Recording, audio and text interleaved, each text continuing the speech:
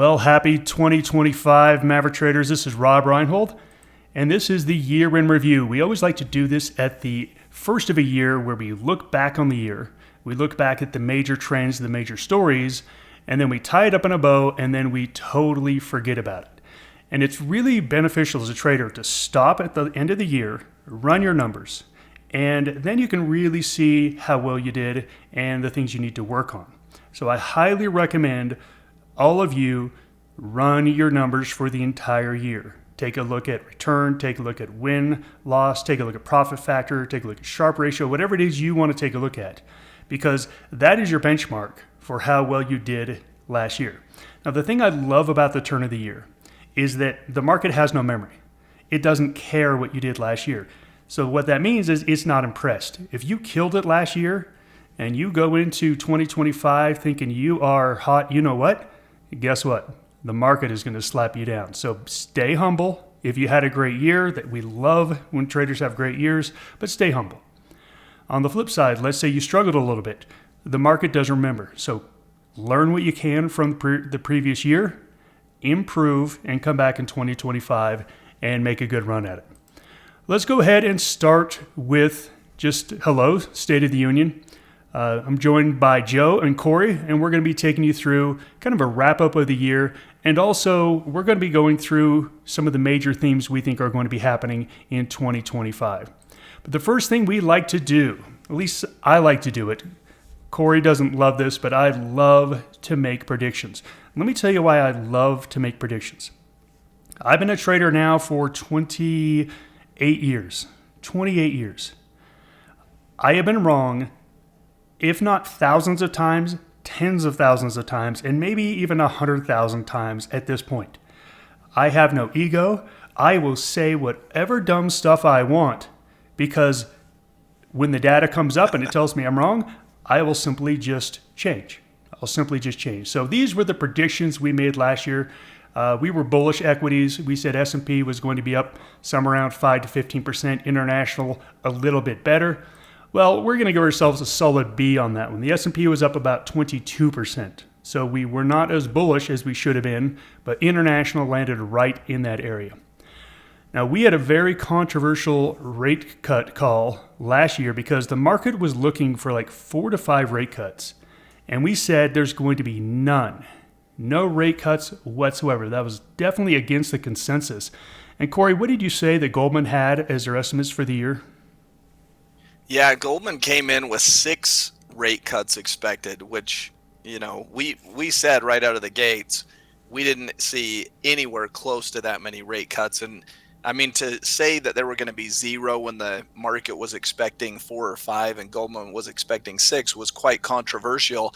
And then as the year progressed, all of a sudden, the Fed even changed their outlook and started cutting the amount that they were anticipating. And they said, oh, we're not going to cut 5 times. Now we're going to cut 2 or, 1. And then they ended up right at the end of the year, of course, cutting. But in terms of rate cuts, they certainly were not what the market had anticipated. And that's kind of what we felt like we called it, I remember using this analogy of a golfer. The Fed had screwed up with inflation so poorly that they didn't even raise rates until the inflation rate was above 7%. They kept calling it transitory. Oh, it's transitory. It'll go away on its own. And since they screwed that up so bad, I remember using the analogy with our traders that think of it like a golfer. If you're hitting over water and you just hit what you thought was the right club and it went in the water, you're not going to keep hitting that club. You're going to go back for more club. You have to. Same thing with the Fed. They screwed up rate cuts. Or rate hikes. They screwed up inflation. So they're not going to be in a hurry to cut rates.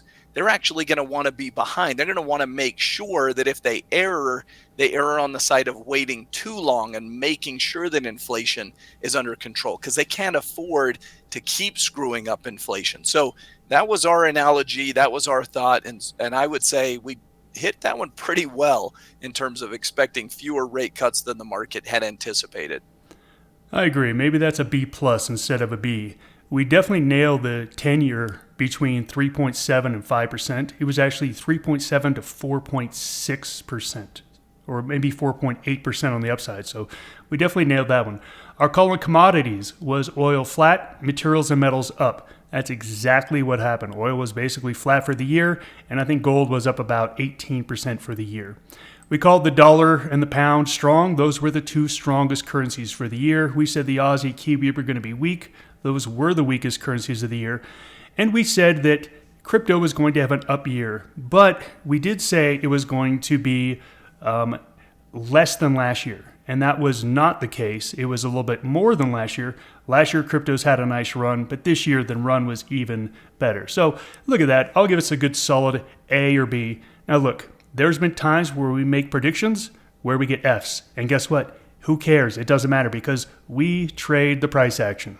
That's it. We just traded the price action throughout the year. And if it was moving higher, we were long. If it was moving lower, we were short. And we're going to make some predictions this year. And I'll tell you what, I will forget them in less than 3 days. Every year we do this, I have got to open up last year's presentation and look and see what even were our predictions. I don't even remember them. So look, let's kind of wrap this year up. Equity markets stronger than expected. S&P up 23, NASDAQ up even stronger. The FOMC delivered 2 rate cuts. And the last one, the yield curve uninverted. Now this happened in October-ish. And I remember doing several videos where I said, okay, the yield curve is now uninverted. So any of you perma-bears who use the inverted yield curve to get defensive and to not get bullish and to sit on the sidelines, if that was the reasoning you used to miss out on a great bullish run, then you better be getting really bullish right now when it's uninverted. And I said, I bet you didn't. And that's, again, the thing of being a perma-bear. I've been a perma-bear back in the early 2000s. It did not help me at all as a trader, and it hurt me quite a bit. So that yield curve is uninverted, it's steep, and it's steepening. So we go into the year in a really positive place. Stocks did well, the bond market's contained, everyone knows where the Fed is, and you can see that we had some pretty good returns, but it was a narrow market for the most part. So let's go ahead and take a look at the sector returns. And you can see that there are a few sectors here that just were amazing. Tech was great.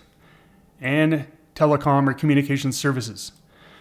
Now this is because of the Mag 7, the Magnificent 7. Apple, Google, Amazon, Facebook, Tesla, Nvidia. There's one more I can never remember. Those now account for 31% of the S&P 500. If you take a look at these sectors, they did really well. But take a look at everything else. Not all that great. The one I do want to point out that was a big shock to me was utilities. Utilities is usually a real slow, boring sector. And all of a sudden, it got really excited because of AI. When the reports came out about how big AI was going to be and the power needed, all of a sudden utilities absolutely took off and they looked like tech stocks for a lot of the year. Joe, I know you dialed down into the sector analysis quite a bit over the years. What were some of your surprises in 2024? Well, I'd say the biggest surprise for me was just how energy just kind of hung in there. Once again, we talk about the perma bears, and I'm a reluctant guy. I see extension. I see these markets go higher and higher, and I'm like, oh yeah, well, they got to come down at some point. But I think it's the demand based on economies, not just the U.S. being the leader, but around the expectations of growth all over the place. So to see them hanging in there, that was kind of, I'd say, the biggest like scratch your head kind of, maybe everybody sees something that I don't. Meaning that, hey, as we go down the road in the future, you mentioned AI, the demand for that energy and expansion is going to be big. Technology, on the other hand, was something that I wasn't very surprised about. You and I both lived through that .com expansion. Rob's been doing this for 28 years. I'm about 25 years into this, but I remember the euphoria associated with it, and it feels very familiar. However, whether you feel it's overextended or not, it's justified because it will be inundated in everything as we move forward, whether that's, from your microwave to basically your car, maybe it helps with your furnace. it's going to be part of everything as we move forward. So the two things that I thought were at least worth mentioning over this year was the technology expansion and some of the things that I thought were overpriced that kind of are justifying it, and then how energy just kind of hung in there with the expectations of continued growth. That's about what I've noticed. Thanks, Joe. And you bring up this overpriced. And it's funny how these terms are thrown around. And what they're talking about is traditional Wall Street valuations. And when something is overvalued or overpriced, it basically doesn't fit into the norm. Look, it's a decent way to look at things. I'm not a believer in fundamental analysis for trading in any way, shape, or form. In investing, sure. In trading, I don't think it's even a useful tool. But a stock like NVIDIA has been overvalued for a long time, but the earnings keep growing into the valuation. It's just amazing. I mean, Corey, what is your call on AI, and where do you see this market going with AI in the next 12 months? Yeah, I mean, you can see AI all over this chart. It's interesting because the way that markets now break down, it used to be that all of these Mag 7 were in technology. And then they did a rebalance. This is a few years back, but now Amazon and Tesla are in consumer cyclicals. So when you look at consumer up 21, well, that's, some would argue, I mean, Amazon Web Services and Tesla's a technology company as much as it is anything else, right? And Amazon as well. And then if you look at communication services or that telecom bar, you say, well, were AT&T and Verizon zooming higher? No, it's because Google and Facebook and, or Meta are in that. And so technology still has Microsoft and Nvidia, but these companies used to all be basketed together. And then utilities was up big. And you mentioned that has AI written all over it because that's the nuclear plants that they're building out. Amazon, Microsoft, Google, I'm missing one. I know they've all announced that they're going to spend about $100 billion each to build out these massive nuclear plants to provide enough energy for them for the next 10 or so years, or it's going to take quite a few years to build out those plants to provide energy for them for decades to come. And they're investing heavily in it. So why are all of these sectors up? The only exception is really kind of financials. Financials doesn't have a big, and you could argue AI might impact financials, but it's not one of those big Microsoft or any of them that are in that sector. Every other one has an AI component. And I think if 2024 was anything, it's AI. Now, 2025, AI is not going away. So the argument, it's always hard to kind of bet against something that, could it be building a bubble? Maybe, but bubbles, I mean, if there's a bubble, I want to be in the bubble, right? I'll get out when the bubble's starting to burst, but I want to be in the bubble as long as humanly possible. So I'm not afraid to keep trading this sector in this grouping. I mean, I want to enjoy it as long as it lasts. It kind of reminds me of back in the 90s when Greenspan coined the phrase irrational exuberance. He said that in like 1996 or 95. Technology about doubled or tripled massively from about that point. So the idea that, maybe things are getting irrationally exuberant, well, that might mean that there's 3 or 4 more years, just like in the late 90s. So AI is just not going away. It is something that is going to be a part of our future. How profitable will it be for these firms? That's debatable. Those are all question marks, but ultimately the markets will kind of figure that out. But I want to be involved in these massive trends as much as humanly possible. So if the bubble's inflating, let's take advantage of it. And that's part of trend trading, is you want to be in those sectors and those areas that are on fire. If the market tells us through price action that that's no longer the case and these start to break into downtrends, okay, then we'll separate ourselves during that period of time. But don't be afraid, even if something's up a lot. I mean, NVIDIA, you mentioned that one. That's a prime example. You just want to enjoy the ride while it's happening. Thanks, Corey. And the wise words about, I lived through the dot-com burst, and I was a perma bear at the time, and I remember thinking like, oh, I thought the dot-com bubble was really easy to see. So I actually tried to short it in 99 and got killed. And so I said, okay, well, I'm not going to short bubbles anymore. But when the next bubble inflated in like 2006, it was in the financials and the home builders. I didn't do anything. I stayed out. And then it popped. And then I got to feel smart, being like, oh, you're so smart, Rob. I'm like, no, actually, I missed out on a huge opportunity. So I told myself, the next time bubbles form, I'm going to be in there. I'm going to be part of the crowd that's running towards the cliff. And I'm going to be happy running towards that cliff. I'm just going to make sure I know there's a cliff, and I'm going to make sure that I stop before I actually jump off the cliff. That's going to be the difference as a trader. So let's go ahead and just jump into some charts here. This is a weekly chart in the S&P, and you can see if you look at a weekly chart, this thing has just been super strong. Anytime it pulled back to a 20-period moving average, we got a bounce. We got this big burst of volatility. That was our biggest pullback in 2024, and had a real big spike in the VIX all the way up to 80. But you can see, short-lived. Any pullbacks, you were told to buy. It just was a bull market. Technology, same thing.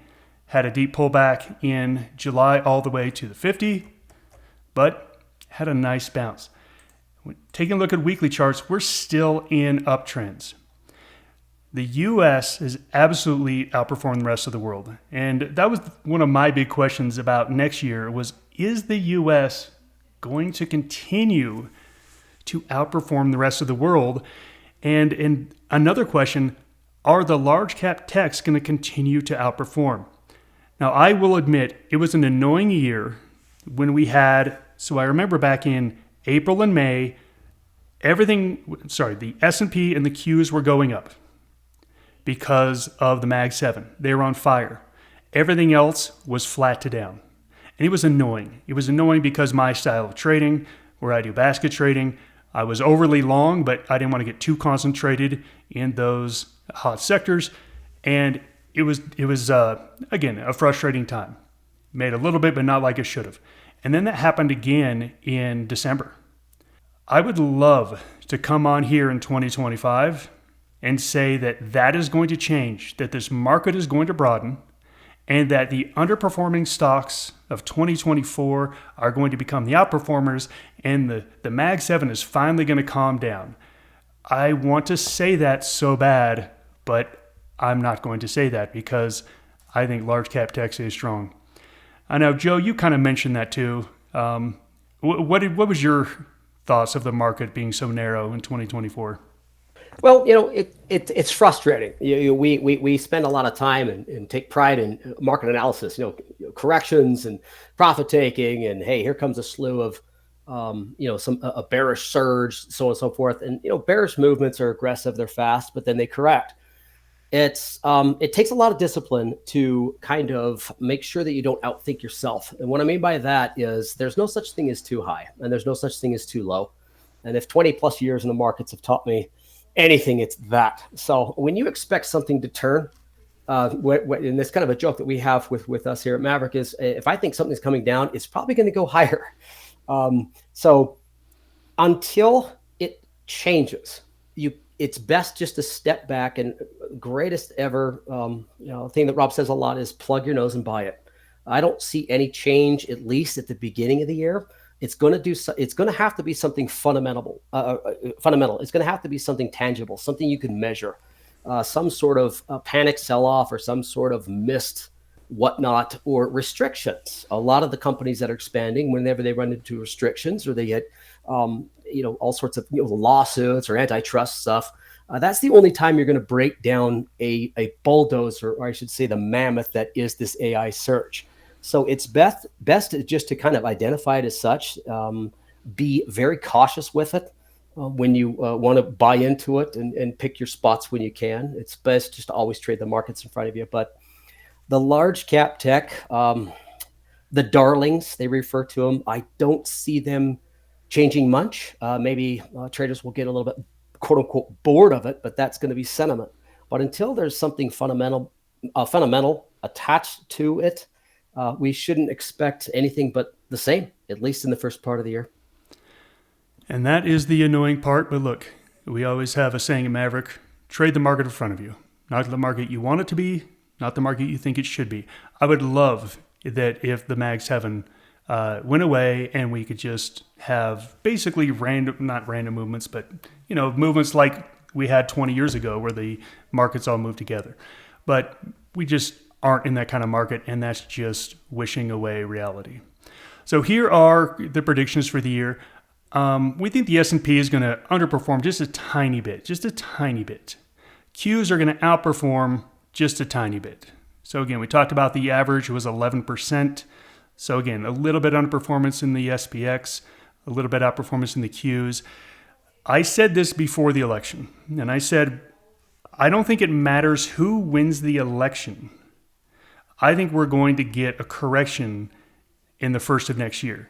And the reason I said that is because presidential elections have a lot of energy. They've got a lot of spending that's going into the economy. And I felt like the economy was really good, but there were definitely some cracks happening. But those cracks were basically covered over with this really strong presidential election spending, where everyone was just energetic and spending on advertising. I just feel like we're going to get a little bit of a hangover from that. And I do see somewhere in the first or second quarter, I see a pretty deep correction.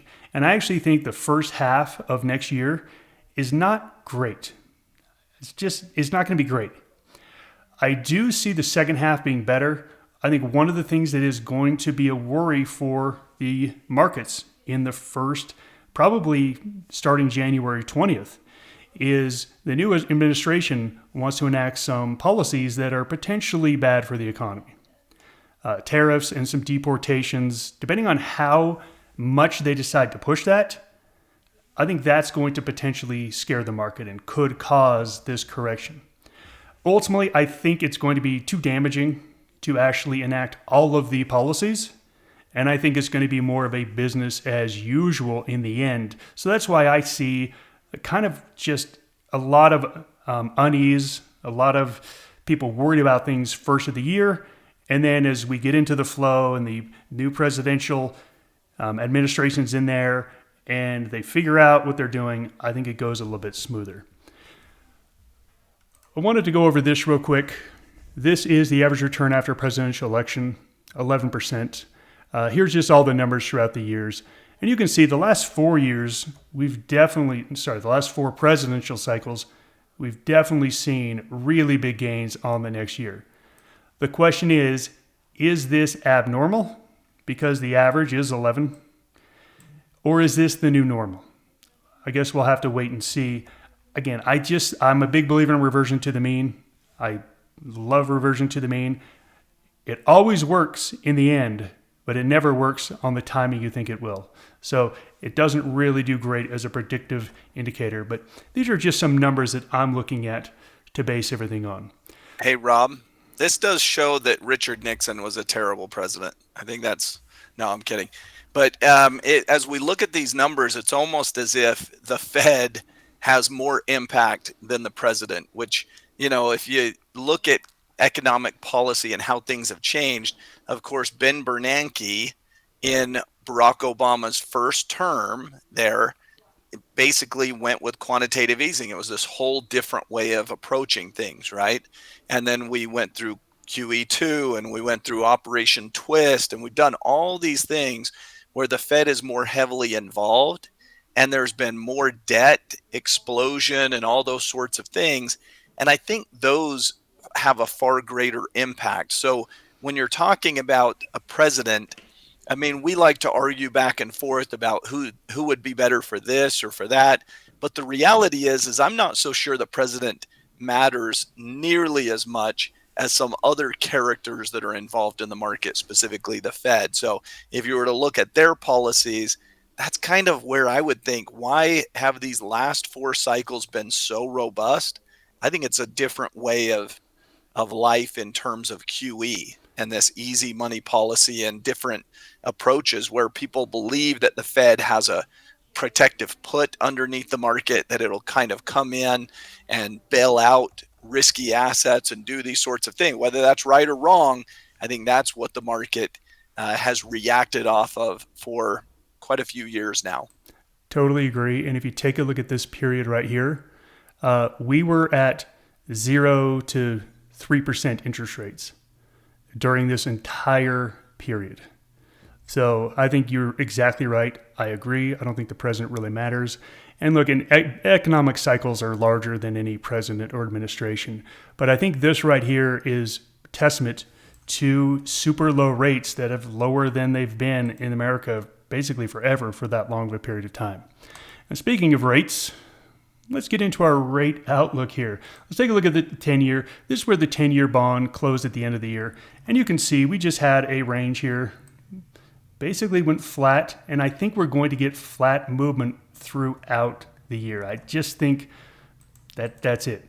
Corey, you're a big guy on bonds and yields. What's your call for this year? Yeah, so yields have actually been kind of interesting as we're about a week into the new year and we're seeing yields spike once again. And so bonds are kind of a slow, boring, it's maybe a better gauge of just overall sentiment than anything else.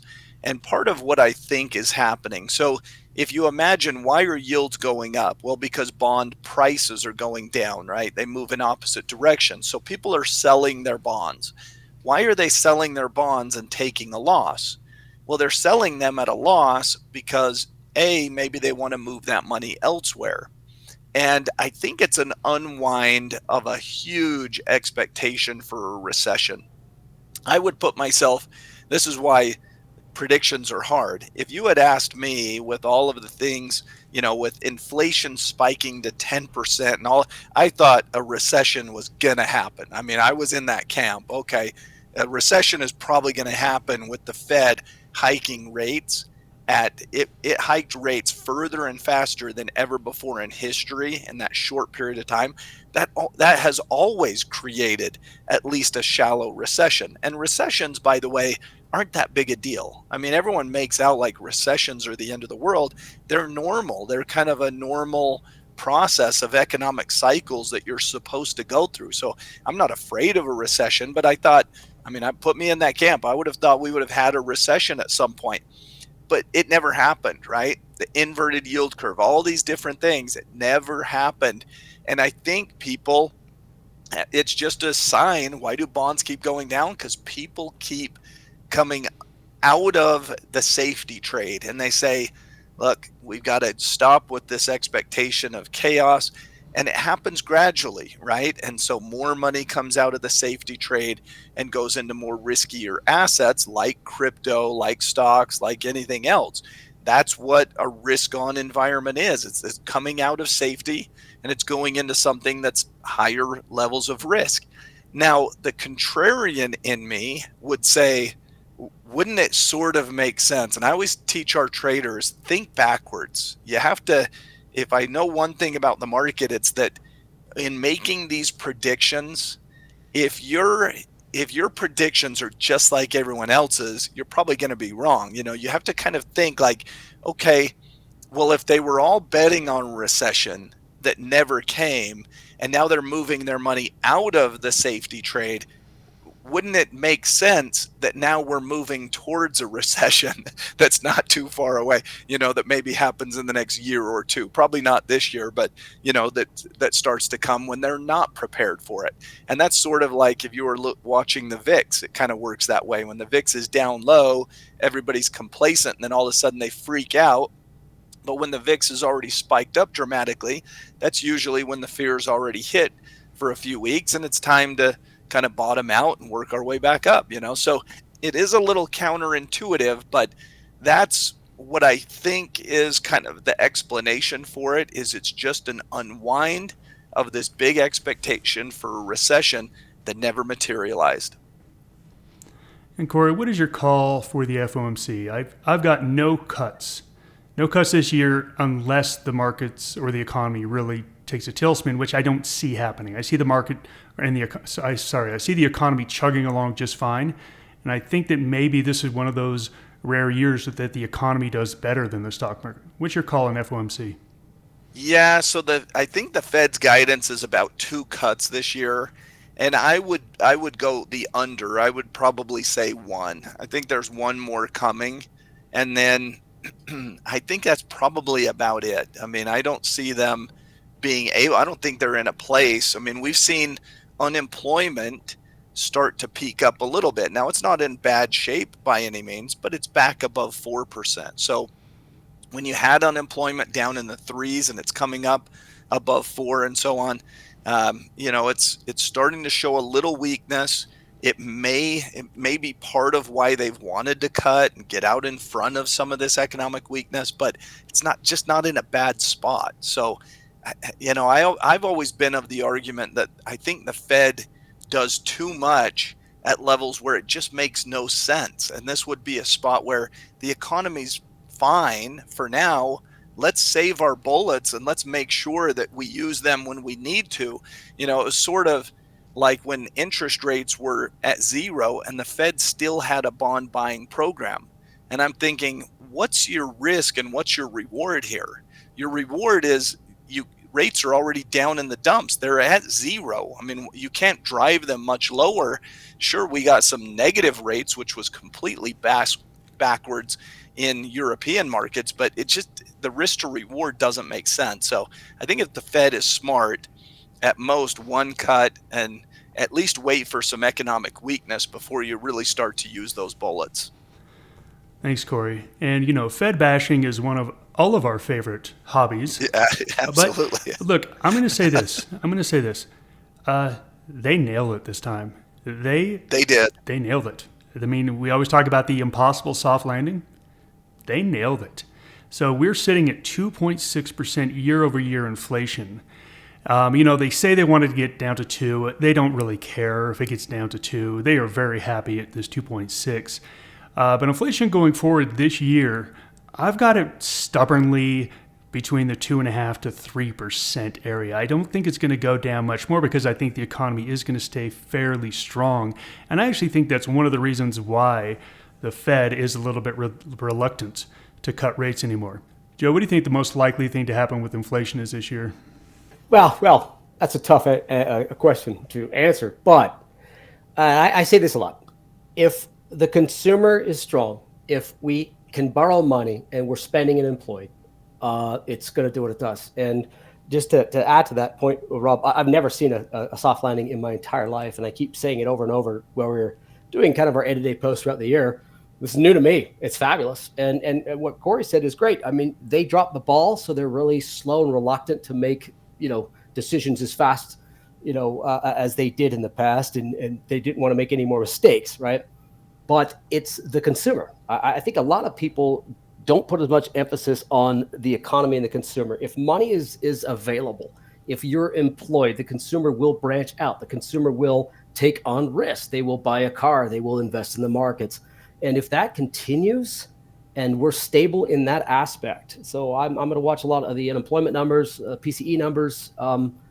If the Fed doesn't have to do anything, I think it just kind of takes care of itself. So until I see something economically that really turns stuff to the south side, and we might be looking outside of the U.S.